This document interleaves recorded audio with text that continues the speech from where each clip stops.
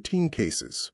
A 19-year-old who placed a Craigslist ad and hid her husband in the back seat.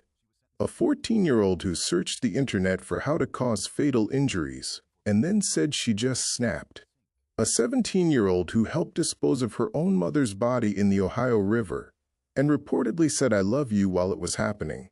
A 16-year-old who hired a boy from school to shoot her mother for $250 and planned it over encrypted messages. A 13-year-old who walked into a library with a weapon and said afterward, "I didn't mean to." A 16-year-old who stabbed her disabled mother 120 times on Christmas Day. A 19-year-old who orchestrated the murder of her boyfriend's parents after previous attempts had already failed to clear the path to his inheritance. A woman convicted of killing both her parents on a coerced confession who was released after years in prison when the governor granted clemency. A 16-year-old sex trafficking victim who shot a man she said reached for a weapon and served 15 years before a governor commuted her sentence. And more. 13 cases. Some of these women planned for weeks. Some claim they snapped in a moment. Some say they didn't do it at all. Some were victims themselves before they became defendants. And some have never stopped saying they are innocent from inside a prison cell. Every case in this video is real. Every detail is sourced. Every sentence was handed down by a court of law. And every one of them raises questions about youth, about justice, about what the law says should happen when someone very young does something this severe. Stay with me to the end, because the cases that start simply do not end that way. And the ones you think you understand by the time the evidence is read will surprise you before the sentence lands. 13 cases. 80 minutes. Let's begin. Family. Before I take you through all 13 of these cases, the evidence, the confessions, the sentences, and the legal twists, I want to stop. Because every case in this video is a real person. The defendants are real. The victims are real. The families left behind are real. This video is presented for informational and public awareness purposes. We do not celebrate these cases. We examine them, because understanding them is part of how communities reckon with difficult truths about youth, justice, and the decisions that shape lives irrevocably. Let's pray.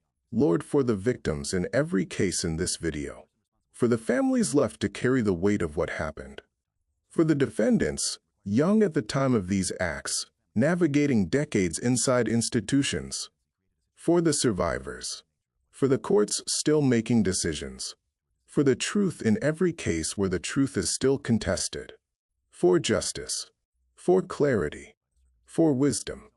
Amen. Type Amen. Subscribe, because cases like these deserve to be examined carefully, not sensationalized, and this community does that work. Now, Case 1. Miranda, Barbour, Pennsylvania, November 2013. A Craigslist ad. A hidden husband. A man who answered the listing and never came home. Miranda Barbour was 19 years old. Her husband, Elit, was also young. Together, they constructed a plan that would end with a stranger's death.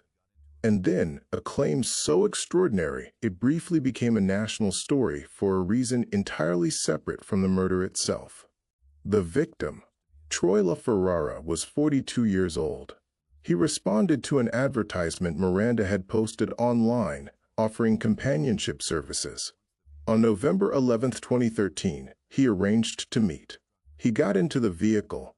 Miranda was driving. What he did not know, what no one told him, was that Elit Barbour was hidden in the back seat. Miranda drove to a secluded area. Once the vehicle stopped, Elit emerged. Troy was struck repeatedly. He did not survive. His body was discovered in the vehicle shortly after. The investigation moved rapidly. Police traced Troy's last communications and movements, which led directly to Miranda's Craigslist posting. Phone records confirmed the messages between them, the meeting time, the location. Miranda and Elit were identified and located within days. During interrogation, both provided statements.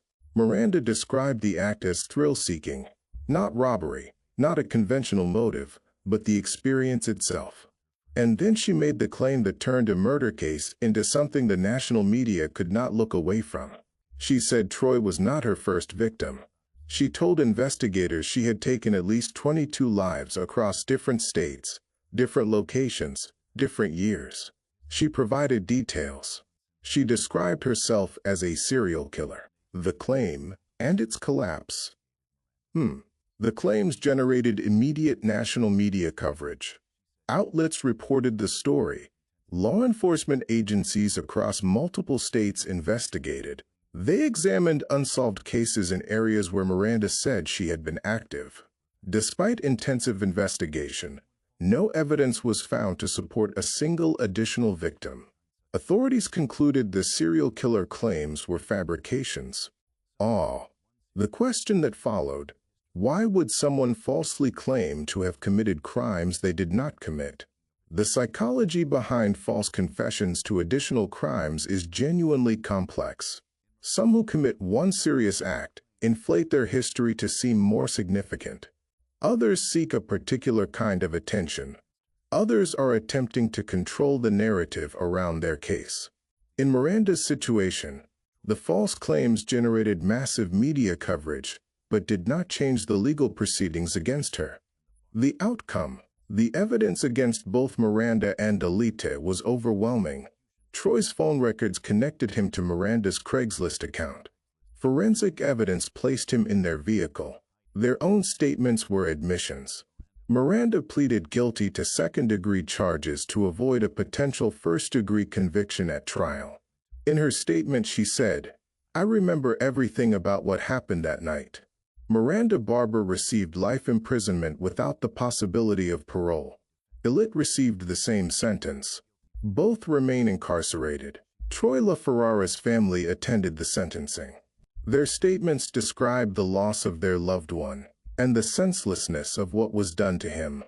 Heather Marie Dowst, San Diego, California, February 2007. This one takes place inside a family home in an affluent neighborhood between a mother and the daughter she had adopted, and it hinges on a question that the internet search history could not let a jury ignore. Did she snap?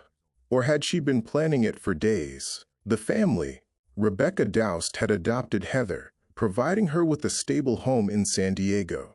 By the time Heather was 14 years old, significant tensions had built between them.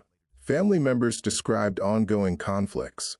The friction centered on typical teenage issues, rules, expectations, discipline, but had escalated far beyond normal disagreement. On the day of the incident, an argument escalated beyond verbal conflict. The specific trigger was not made entirely clear in court proceedings. What was clear is what Heather did next. She retrieved a hammer from elsewhere in the home. She struck Rebecca multiple times. The attack occurred in a common area of the house. Rebecca had no opportunity to escape or effectively defend herself. She did not survive her injuries. What the computer showed during investigation, and this is the detail that changed everything, authorities discovered that Heather had been searching the internet for information about lethal household items. Not on the day of the attack. Before it. The specific searches included queries about how much force was needed to cause fatal injuries. Which common household objects could be used as weapons?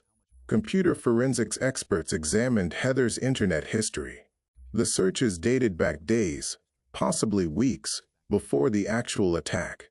That timeline contradicted her characterization of simply snapping in the heat of an argument. When you search how to cause fatal injuries before you do it, that is not a snap. That is research. The prosecution focused on that premeditation, the internet searches, the deliberate act of locating and using the hammer. Medical examiners confirmed Rebecca had been struck multiple times with significant force. The repeated nature of the strikes indicated sustained action, not a single blow in a moment of rage. The outcome: Heather was charged as a juvenile initially, but faced serious consequences due to the severity of the crime. She eventually entered a guilty plea to second-degree charges, avoiding a trial where additional details would have been presented publicly. Heather received 16 years to life in prison. The sentence structure meant she would serve a minimum term before becoming eligible for parole consideration. Heather Dowst remains incarcerated, serving her sentence and awaiting potential parole hearings. Her case illustrates how the presence of internet searches, specific, timed, relevant, can transform a narrative of spontaneous rage into something the jury and the court recognize as premeditation. Rachel, Melennox, Evansville, Indiana, September 2006. This case involves a missing persons report filed by the person responsible. A body found in the Ohio River, 52 separate wounds, and a statement allegedly made during the attack that is one of the most psychologically disturbing details this compilation contains. The disappearance. Barbara Melennox disappeared in September 2006. Her daughter Rachel, 17 years old, reported her missing. Rachel claimed Barbara had left for work and never returned. Police treated the initial disappearance as potentially voluntary, though family members insisted Barbara would never leave without contact. She worked a regular job. She had established routines. Her personal items were still at home. Nothing in her financial records or workplace contacts indicated she had left town by choice. 2 weeks later, Barbara's body was discovered in the Ohio River. She had been placed in a large container and dumped. What the body showed: medical examination revealed 52 separate wounds. The vicious nature of the attack indicated rage rather than efficiency. Investigators interviewed Rachel again, this time with significantly more suspicion. Her story began to unravel. Phone records and witness statements contradicted her timeline. Police also learned about Rachel's boyfriend, Ian Allen, and Barbara's attempts to keep them apart. Barbara had grounded Rachel to restrict her contact with Ian. Rachel resented the restrictions. Text messages between Rachel and Ian showed discussions about the grounding. Frustration about Barbara's rules. Under continued questioning, Rachel confessed. What actually happened? She and Ian had been present when Barbara was attacked, in the family home, not at her workplace, as Rachel had initially claimed. After Barbara was dead, Rachel and Ian spent hours deciding how to dispose of the body and clean the scene. They placed her in a large plastic container. They transported it to the Ohio River and pushed it in, hoping it would never surface. It surfaced. The container was found. Barbara's body was discovered. The investigation led to Rachel's confession. The detail that haunts this case. During the attack, Rachel reportedly said, "I love you, Mom." While Barbara was being harmed, that statement, if accurate, reflects something about the psychological state that is extraordinarily difficult to comprehend. Expressing love and participating in a lethal act simultaneously. The contradictions in that moment, whatever drove them, are not easily explained. The outcome. Both Rachel and Ian were charged with homicide. The prosecution pursued first-degree charges. The number of wounds, the deliberate disposal of the body, both demonstrated premeditation and consciousness of guilt. Rachel was convicted of first-degree charges after trial. She was sentenced to 25 years to life in prison. Ian Allen received a similar sentence for his role. Rachel's brother has spoken publicly about the case, describing the difficulty of losing his mother and grappling with his sister's responsibility. He described Barbara as a caring mother who was simply trying to parent appropriately by setting limits for her teenage daughter. As of 2026, Rachel Melennox remains incarcerated in an Indiana correctional facility. Despite several petitions for sentence modification, her sentence has not yet resulted in release. Her earliest possible release date remains several years in the future. Shanda, Kentucky, May 2000. This is the case in this compilation that sits in the most contested legal and moral territory. A woman convicted of killing both of her parents. A confession she has always said was coerced. A conviction that multiple legal avenues failed to overturn. and an ending that not everyone in this community will agree about. The crime. In May 2000, George and Bobby Spears were found deceased in their home. Both had been shot. Their daughter, Shanda Crane, 22 years old, became the focus of the investigation. She had been living with her parents and was present in the home around the time of their deaths. There was no evidence of forced entry. Nothing appeared to have been stolen. These factors pointed investigators towards someone with access to the home. The interrogation. Police questioned Shanda extensively. During interrogation, she provided statements that prosecutors later used as a confession. Shanda has consistently maintained that this statement was coerced. She claims investigators pressured her into saying things that were not true. The interrogation lasted many hours. She was questioned without an attorney present initially. Investigators used standard techniques, presenting scenarios, asking her to explain how events might have unfolded. At some point during that process, Shanda made statements that could be interpreted as admitting involvement. Defense attorneys argued those statements came after hours of pressure, when Shanda was exhausted and traumatized, and did not reflect the truth of what happened. The trial and conviction. The prosecution's case relied heavily on her statement to police and circumstantial evidence. The alleged motive centered on family disputes and potential inheritance, though concrete evidence of those motives was limited. The family was not wealthy. Whether modest savings and a home represented sufficient financial incentive was a question the jury had to weigh. Shanda was convicted on both counts and sentenced to life without the possibility of release. Since her conviction, she pursued multiple legal avenues. Appeals. Clemency requests to Kentucky governors. The Georgetown University Prisons and Justice Initiative examined the circumstances of her confession and the evidence at trial. Appeals were unsuccessful. Her sentence was not commuted for years. But she never stopped saying, "I didn't do it." The ending. Shanda Crane was released from prison in late 2022 after being granted clemency by Governor Andy Beshear. Her case became a high-profile example of a conviction reconsidered, due to the recognition of questions about the reliability of the confession and the absence of definitive physical evidence linking her to her parents' deaths. If Shanda's claims were accurate, she served over 2 decades in prison for crimes she did not commit.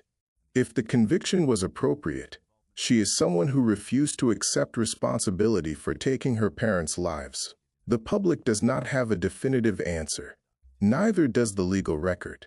What we have is a woman who was released, and the ongoing questions about how interrogation pressure can shape the evidence that convicts people. Ashley Jones, Mobile, Alabama, August 1999. This case involves a 14-year-old, her older boyfriend, and a plan to eliminate the family members who stood between them. It also involves a statement made during one of the attacks that is one of the most disturbing details in any case this video covers. The victims. On August 5, 1999, emergency responders arrived at the Knoll family home after reports of attacks. DeRoy Knoll, a grandfather, Millie Knoll, an aunt, both were killed. Other family members were also targeted but survived. Ashley Jones was 14 years old. Her boyfriend Jeremy Hurt was older. Ashley had been living in the Knoll family home under her family's supervision. The family had concerns about Ashley's relationship with Jeremy. The plan. The family's attempts to keep the teenagers apart. Their objections, their restrictions, created conflict Ashley decided to resolve through violence. Ashley and Jeremy entered the home and attacked multiple family members. DeRoy Knoll was targeted first. He was an elderly man, with no ability to defend himself against 2 younger attackers. Millie Knoll was also attacked and did not survive. She had been particularly vocal about her concerns regarding Ashley's relationship with Jeremy. In the twisted logic of the plan, that made her a primary target. Ashley's sister was also attacked. She survived, sustaining 14 separate wounds. Her survival would prove critical. The statement during the attack. During the assault on her sister, Ashley reportedly said, "I have to kill you. I don't want to, but I have to." Oh, cold determination delivered in the same moment as an attempt to end her own sister's life, reflecting what clinicians sometimes describe in shared psychosis, a controlling partner's influence, reshaping moral reality entirely. That statement, delivered mid-attack, made the question of intent impossible to contest. The evidence: Ashley's sister survived. She later testified, describing exactly what happened, who did what, and what was said. Her account made it impossible for Ashley or Jeremy to claim the attacks were accidental, or that someone else was responsible. A direct witness to everything. The forensic evidence, fingerprints, blood patterns, the weapons used, corroborated her testimony. There was no question about who was responsible. The outcome and the legal evolution. Ashley was convicted. At the time of her initial sentencing, she received life without parole. However, following the Supreme Court ruling in Miller v. Alabama, which determined that mandatory life sentences without parole for juveniles violated constitutional protections against cruel and unusual punishment, Ashley Jones was resentenced and made eligible for parole. She was denied parole in her most recent hearing in late 2024. She is no longer serving a sentence that permanently precludes release, but she is still incarcerated. Her case raised the questions that many of the cases in this compilation raise. Whether someone who commits an act this severe at 14 should ever be released, and how the justice system should balance accountability with the recognition that juveniles are not the same as adult offenders. For Ashley's surviving sister, who was targeted in those attacks, who carries 14 separate wounds, these are not abstract legal questions. Stop right here. If you are still watching, you are about to hear 8 more cases. A teenage love triangle that became a murder charge, and a voicemail that was played for the jury that destroyed the self-defense argument. A 16-year-old who hired a classmate to shoot her own mother. A 13-year-old who walked into a library, attacked the librarian, and told police afterward, "I didn't mean to." A 16-year-old who stabbed her disabled mother 120 times on Christmas Day. A 19-year-old who orchestrated the murder of her boyfriend's parents after prior attempts had already failed. A 16-year-old who hired a contract killer for $250. A case involving 120 stab wounds that resulted in a guilty but mentally ill verdict. And a case of a young woman arguing self-defense after shooting a man she said reached for a weapon, who spent 15 years in prison before a governor commuted her sentence. Every single one of those cases is ahead, and they get more complex the deeper we go. 30 seconds, subscribe. True crime coverage done carefully, with sources, with nuance, with the weight these cases deserve, is what this channel is built for. Like. Tell the algorithm that careful examination of difficult cases deserves an audience. Share. Someone in your circle is interested in true crime and has not seen this assembled in one place. Type subscribed. Now. Case 6. Katherine Bellflower, Livermore, California, December 2003. A husband, his teenage girlfriend, a wife with a life insurance policy, and a plan that brought multiple people into its orbit before it ended in a canal. The victim, Jenna Simons, was reported missing. Her body was later discovered in an irrigation canal. She had been shot with a shotgun. The investigation revealed that Katherine Bellflower, 17 years old, had been involved in a relationship with Jenna's husband, Michael Simons. Katherine and Michael had been having an affair. They wanted to be together. Jenna was the obstacle. The motive, rather than divorce or simply ending the affair, they decided to eliminate Jenna. The motive was not purely personal. Jenna carried a life insurance policy, a substantial amount, enough to provide financial security for Michael and Katherine if they could collect it. The affair had been going on for months before the planning began. Michael was significantly older than Katherine, creating a power dynamic that the prosecution would consider. Whether Katherine would have contemplated this on her own remained a question the court grappled with. The plan and execution. The plan involved luring Jenna to a remote location. Katherine participated in getting Jenna there. Jenna trusted her husband and had no reason to suspect danger. Once at the location, she was shot. Her body was left at the scene.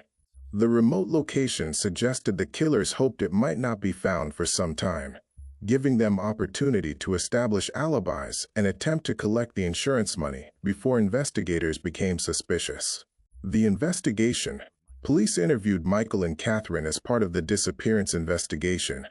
Inconsistencies in their accounts and evidence connecting them to the scene led to arrests. Phone records showed extensive communication between Michael and Katherine in the days before Jenna's death. Financial records showed Michael had been researching the insurance policy and its payout terms. A third person with knowledge of the planning was also arrested, demonstrating that Michael and Katherine had discussed their plan with at least one other person, creating additional witnesses to the conspiracy. Investigation also revealed a previous attempt on another person connected to the situation, showing the conspirators had been willing to harm others and had been planning violence before Jenna was targeted. The outcome. Katherine entered a guilty plea rather than going to trial. By pleading guilty, she accepted responsibility and avoided the uncertainty of a jury verdict. She was sentenced to 25 years to life in prison, meaning she would serve a minimum of 25 years before parole consideration. Michael Simons was convicted and sentenced to life in prison, reflecting his central role as the married individual who initiated the affair and stood to gain financially from his wife's death. He received a harsher sentence than Katherine. For Jenna Simons's family, the calculating nature of the crime made the loss particularly difficult to process. Jenna had been eliminated by her husband and his teenage girlfriend so they could be together and collect insurance money. That specific combination of motives, personal desire and financial gain, is one of the most common patterns across the cases in this compilation, and one of the most painful for surviving family members to comprehend. Ruth Ann Vole, Des Moines, Iowa, December 1993. A public library. An evening shift. A 13-year-old with a weapon. And a statement afterward. I didn't mean to, that the court heard, but ultimately could not weigh against the fact that the weapon was brought deliberately. The victim, Katherine Haynes, was working the evening shift at the Beaverdale Public Library in Des Moines, Iowa. She was alone. Ruth Ann Vole was 13 years old. What happened? Katherine was attacked inside the library and sustained multiple stab wounds. She did not survive.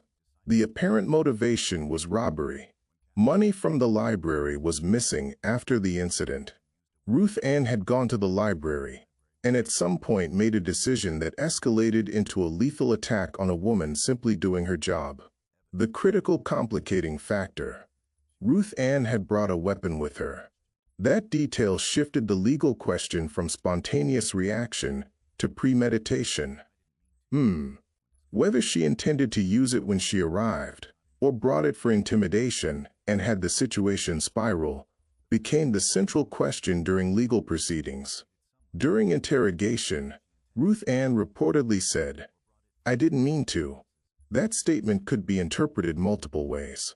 She didn't mean to take a life, only to rob. She didn't mean for the attack to be as severe as it was. She was expressing regret after the fact. None of those interpretations removed the responsibility, but they provided some window into her mental state. The initial conviction and the legal evolution. Ruth Ann was convicted. Iowa law allowed for serious charges against juveniles in appropriate cases. She was originally sentenced to life in prison. Then the legal landscape changed. Supreme Court decisions in the years following her conviction established that mandatory life sentences for juveniles violated constitutional protections against cruel and unusual punishment. Ruth Ann was resentenced to 35 years. The new sentence reflected evolving legal standards about appropriate punishment for crimes committed by juveniles. After serving significant time, Ruth Ann became eligible for parole. and was eventually released. The parole board determined she had served sufficient time and no longer posed a threat. Ruth Anville was released on parole in 2018. Her parole was subsequently revoked, returning her to custody. What this case represents? The Beaverdale Library case sits at the intersection of youth, premeditation, and evolving legal standards. A 13-year-old who brought a weapon to a library robbery. A librarian who was simply doing her job and paid for it with her life. And a legal system that took decades to determine what an appropriate sentence looked like, and arrived at different answers at different moments in time.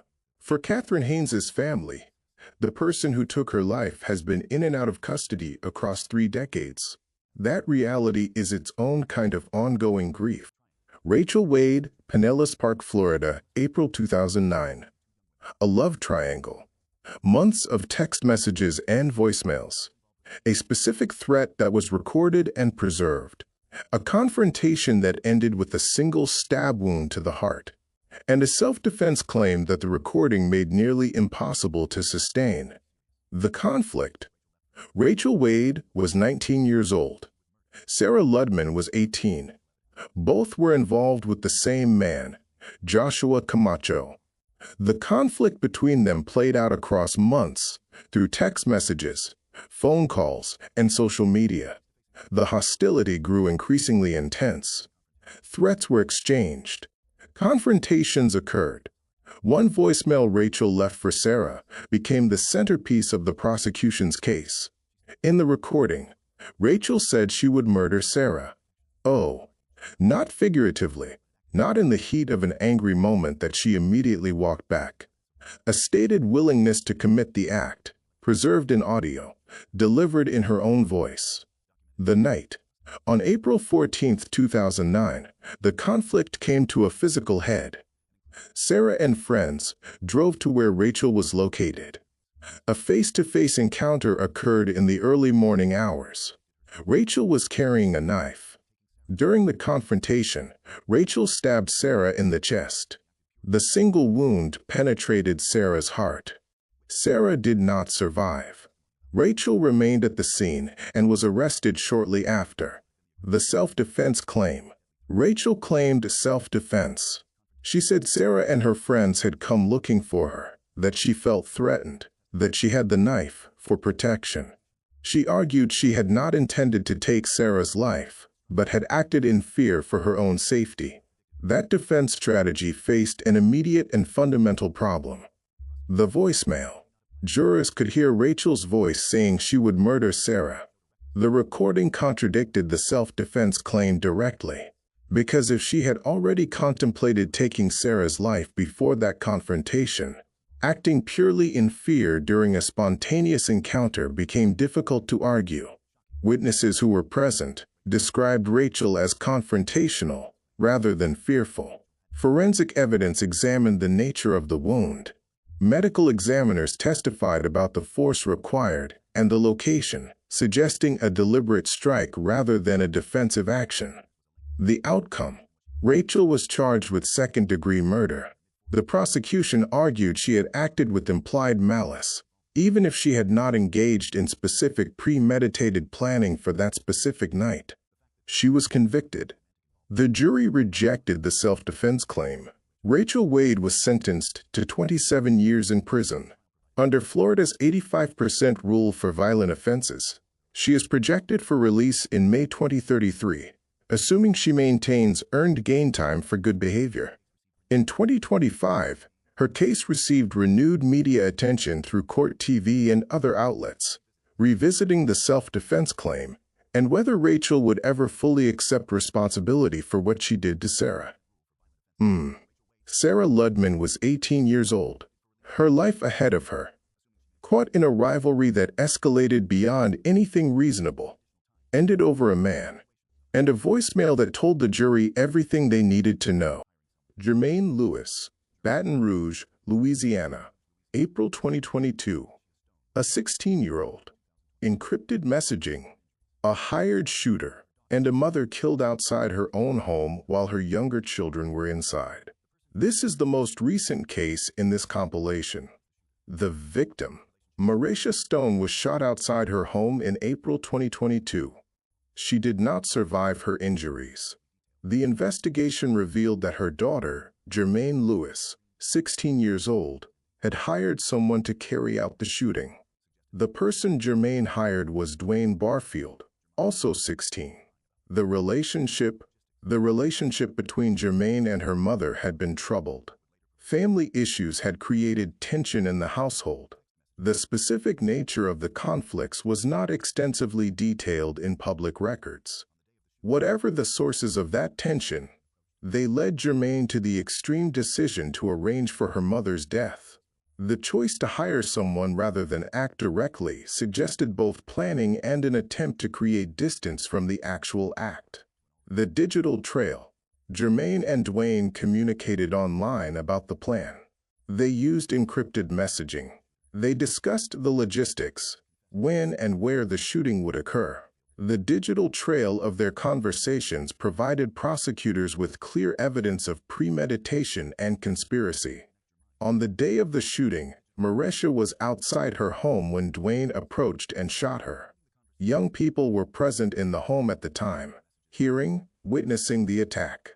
They lost their mother, and they later learned the attack had been arranged by their sibling. How it unraveled. After Dwayne was arrested, he confessed. Crucially, he revealed that Germaine had hired him. His confession implicated her as the mastermind. Police then examined phones and social media accounts, finding the conversations between Germaine and Dwayne. The messages left no doubt about who had orchestrated the attack. Under Louisiana law, someone who hires or arranges for another person to commit a serious act can be charged as if they committed the act themselves. The outcome: Germaine Lewis was convicted by a jury. She was sentenced to life in prison with the possibility of parole after 25 years. Louisiana law allows for parole consideration for juvenile offenders after serving a minimum term. Germaine will not be eligible for parole hearings until she has served at least 25 years, meaning she will be in her 40s before she can even be considered for release. Dwayne Barfield also faced serious consequences as the person who carried out the shooting. For Marisha Stone's surviving family, the dual trauma of losing her and learning that her own daughter arranged it is the wound that does not simply close. Chelsea Richardson, Mansfield, Texas, February 2003. This case involves a 19-year-old who orchestrated the murders of her boyfriend's parents, not because of a spontaneous conflict, but because of a sustained campaign of planning that involved prior failed attempts before the plan finally succeeded. The victims, Rick and Susanna Walmsley, were found deceased in their home in February 2003. Both had been attacked in an extremely brutal manner. Their son's girlfriend, Chelsea Richardson, 19 years old, had orchestrated the attacks. She enlisted Andrew Walmsley and another individual, Susanna Toledano, to carry out what she had planned. The motive: Rick and Susanna had concerns about their son's relationship with Chelsea. They did not approve. Rather than accepting that parents might have legitimate concerns, or waiting until Andrew was legally independent, Chelsea decided to remove them as obstacles. The motive was both personal and financial.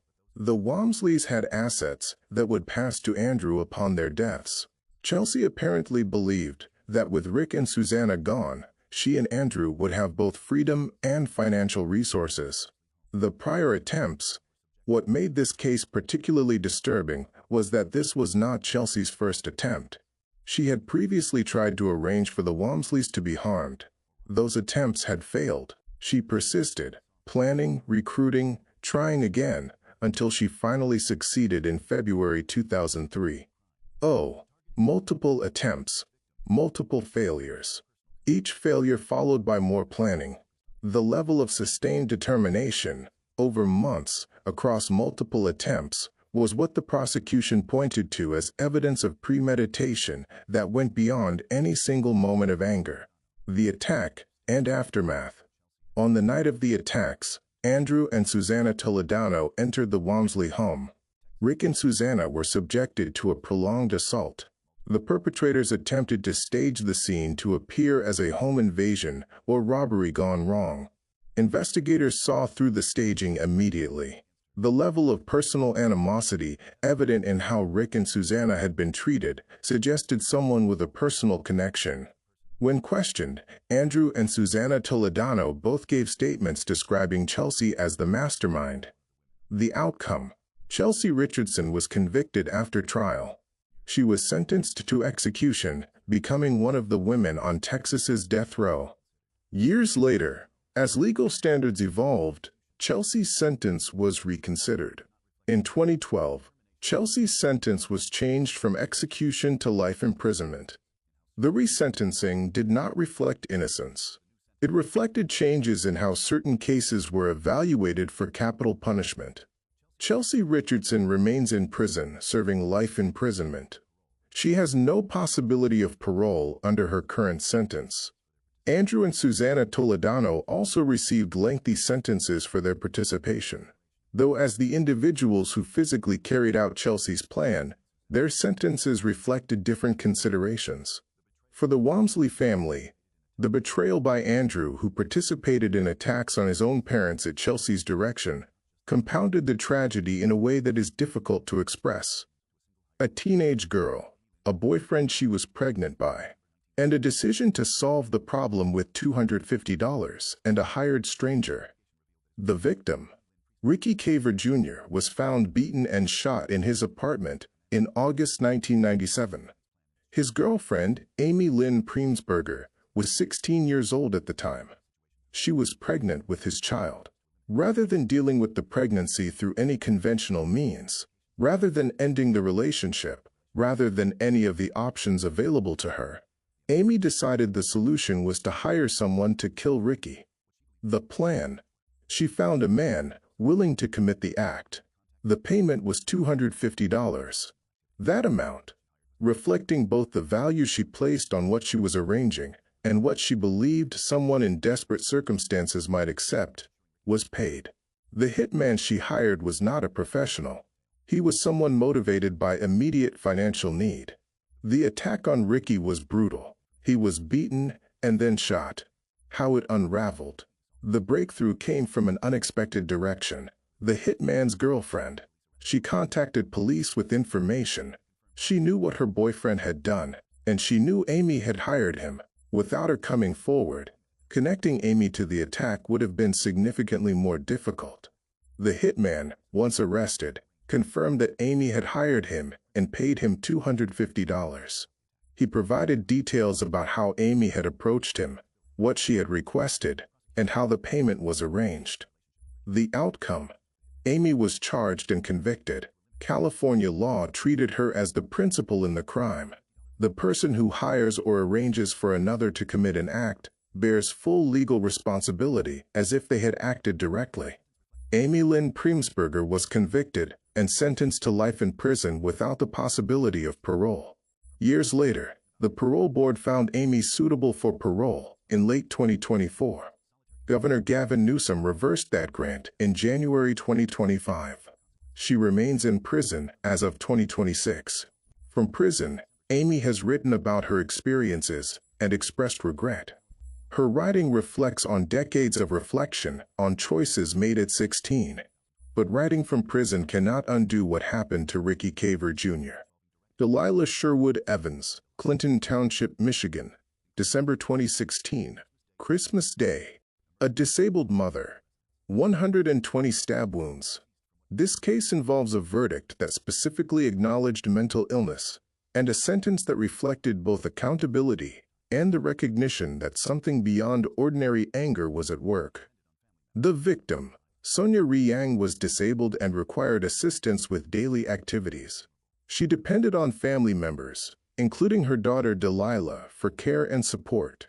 That dependency, that vulnerability, created a situation where Sonia was particularly at risk from those who were supposed to be caring for her. On Christmas Day 2016, emergency responders were called to the residence. They found Sonia deceased from what medical examiners determined to be 120 stab wounds. Delila Sherwood Evans was 16 years old. What the evidence showed: The number of wounds, 120, indicated a sustained attack.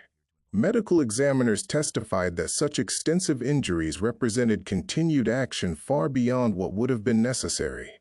The attack appeared to involve either extreme rage or a complete loss of control that lasted a significant period of time. Delila was present when police arrived and provided statements about what had occurred. The physical evidence was overwhelming. The question was not who had done this, but what circumstances and psychological state had contributed to it. The verdict and sentence. Delila was found guilty but mentally ill. This verdict is distinct from both a standard guilty verdict and a not guilty by reason of insanity verdict.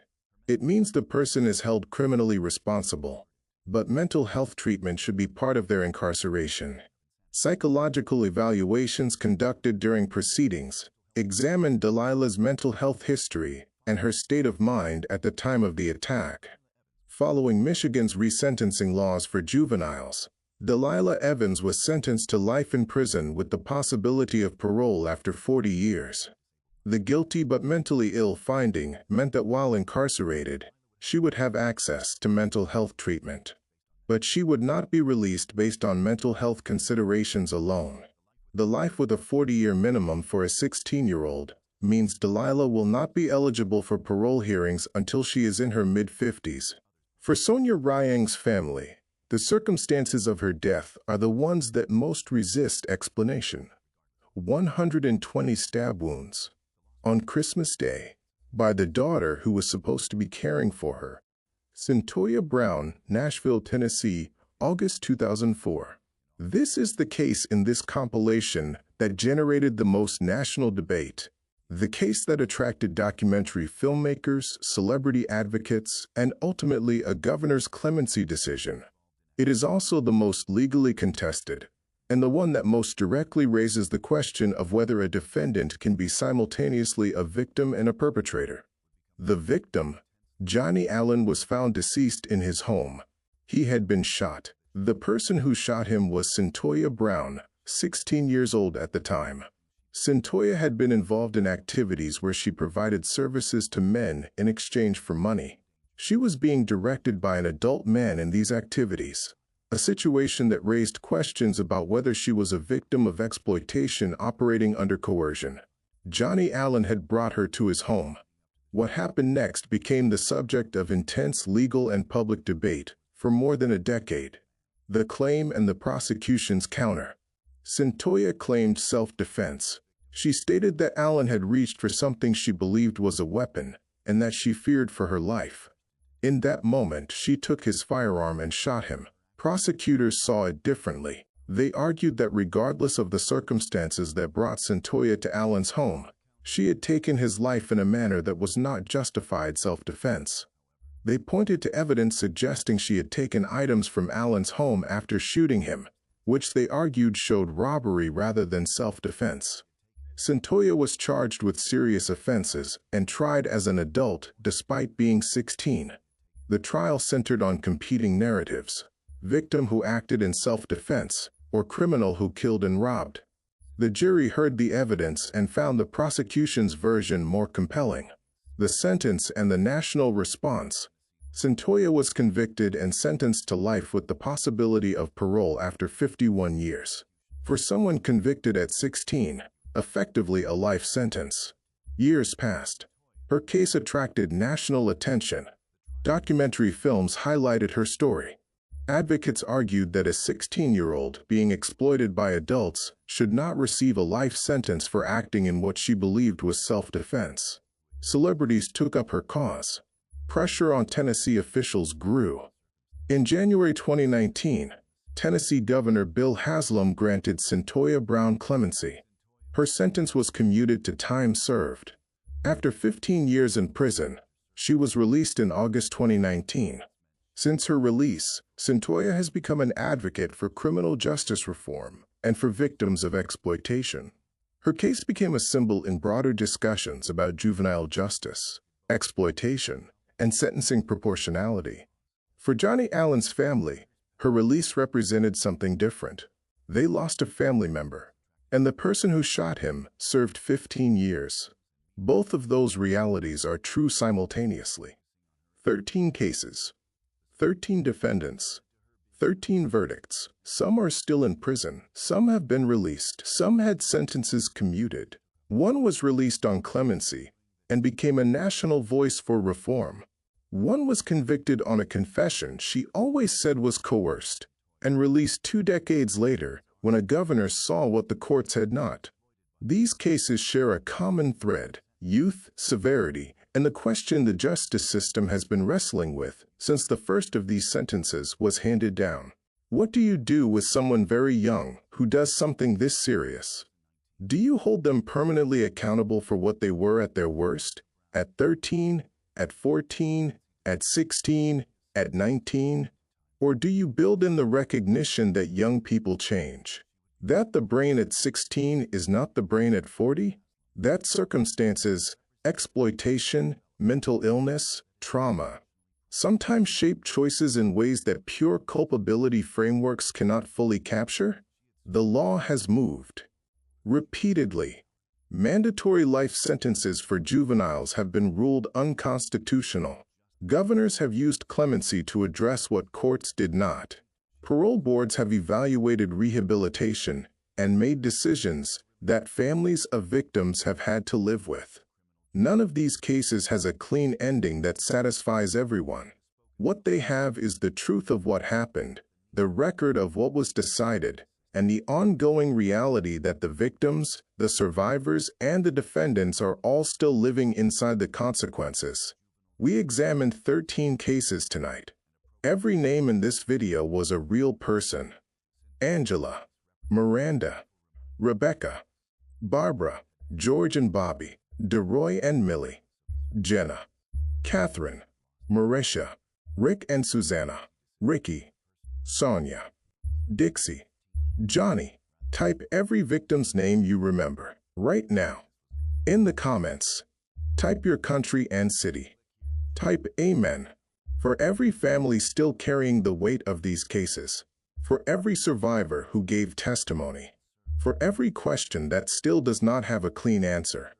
Subscribe.